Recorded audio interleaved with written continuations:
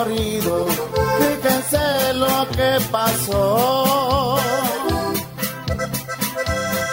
Ahí en Tapetla, Oaxaca, un triste caso pasó. Ya se murió el comandante, con Juan García se mató. Quería matar a Bertoldo en el billar de Javier. Se dijeron de palabras, el diablo andaba con él. Juan andaba encabronado y se agarró con Javier. Víspera del Santiago, de la fiesta regional. Juan como andaba borracho, al comenzó a disparar. Que llega la policía, que lo quería desarmar. El comandante solito a Juan García lo siguió.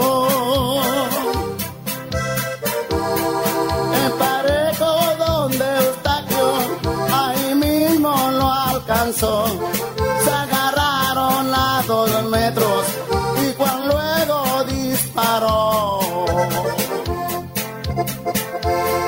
Cuando le estaba tirando, Juan García se tira un grito.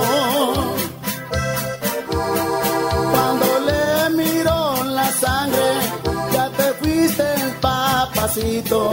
Y Fabián le contestó, creo que no me voy solito.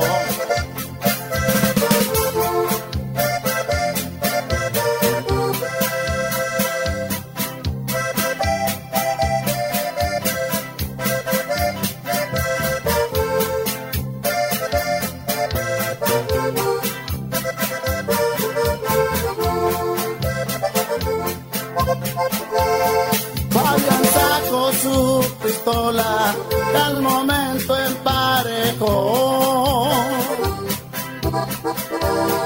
Luego que se da la vuelta, más adelante cayó.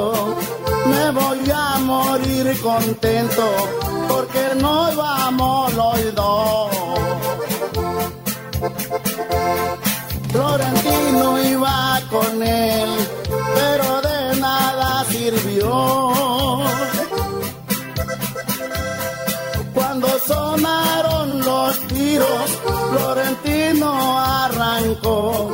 Se fue a meter a su casa, mas al ratito salió.